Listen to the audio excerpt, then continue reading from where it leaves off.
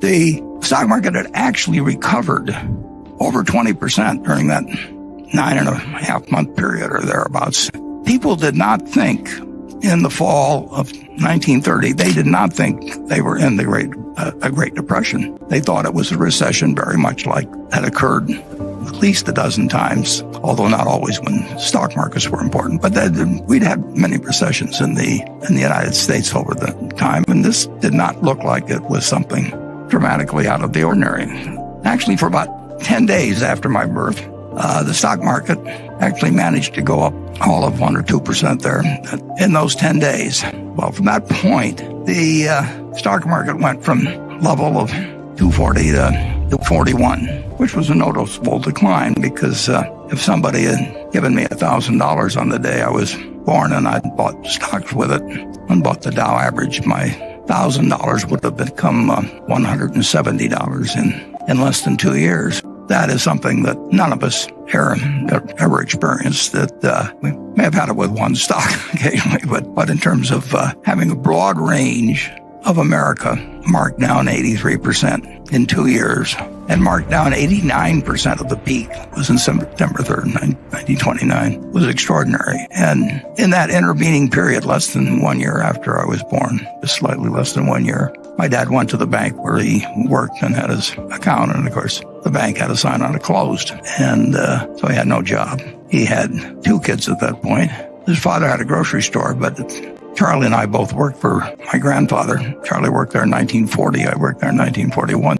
But my grandfather said to my father that, don't worry about your groceries, Howard. He says, I'll just let your bill run. That was my grandfather. Not exactly. He cared about his family, but he wasn't going to go crazy. And one of the things as I look back on that period, and I don't think economists generally like to give it that much of a point of importance, but if we'd had the FDIC started on January 1st, 1934. It was part of the sweeping legislation that took place when Roosevelt came in. But if we'd had the FDIC, we would have had a much, much different experience, I believe, in the Great Depression. I mean, there's all kinds of things and the margin requirements in 29, and all of those things entered into creating a recession. But if you have over 4,000 banks fail, that's 4,000 local experiences where people save and save and save and put their money away, and then someday they reach for it and it's gone. And that happens, in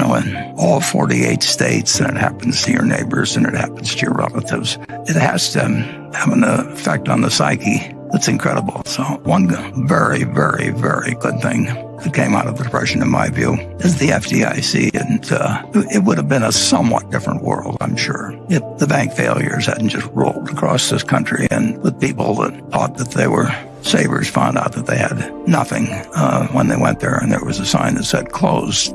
So the Great Depression went on and lasted a very long time, but it lasted a lot longer in the minds of people than it did actually in its effects. World War II came along, and on sort of an involuntary manner, we adopted Keynesianism. We started running fiscal deficits, of course, that were absolutely huge and took our debt up to a percentage of GDP, which had never reached before and never reached since. So we had an enormous economic recovery, but the minds of people had been so scarred, the memories.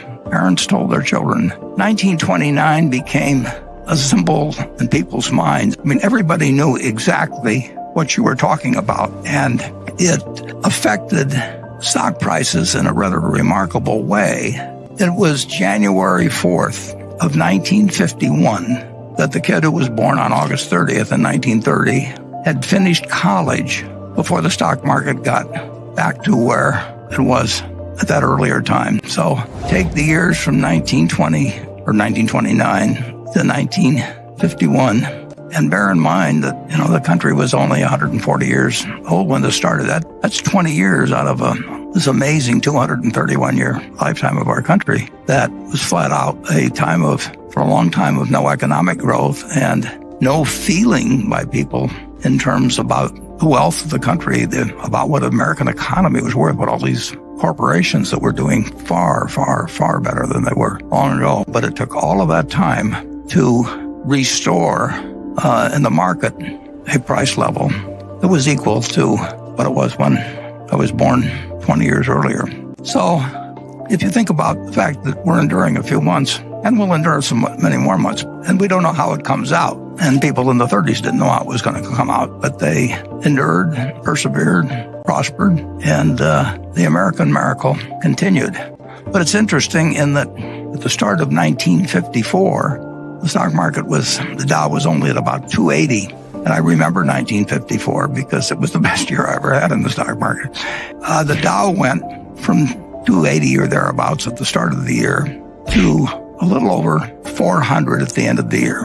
And as soon as when it crossed 381, that famous figure from 1929, when it went to 400, everybody wondered, is this 1929 all over again?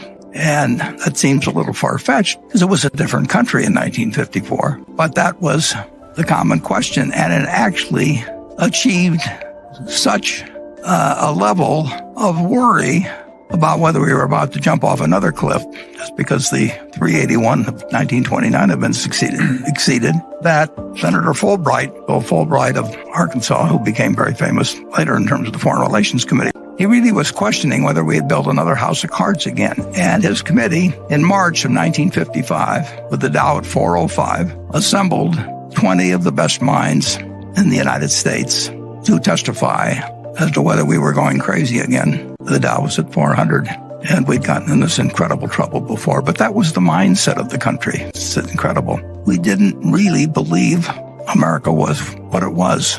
And my boss, the reason I'm familiar with this, was that I was working in New York for one of the 20 people that was called down to testify. And I remember, because Ben Graham was one of the 3 smartest people I've met in my life, and when he testified, the Dow at 404, he had one line in there right toward the start in his written testimony, and he said, the stock market is high, looks high, it is high, but it's not as high as it looks.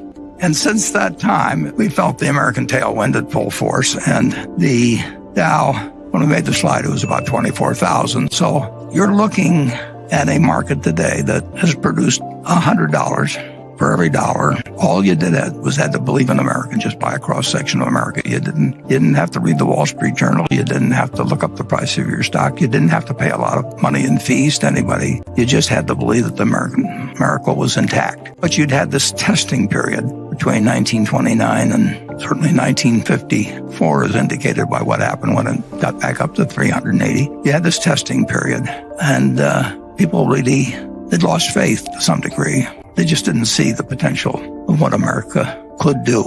And we found that nothing can stop America when you get right down to it. It's been true all along. It may have been interrupted with the scariest of scenarios when you had a war with one group of states fighting another group of states. And it may have been tested again in the Great Depression, and it may be tested now to some degree.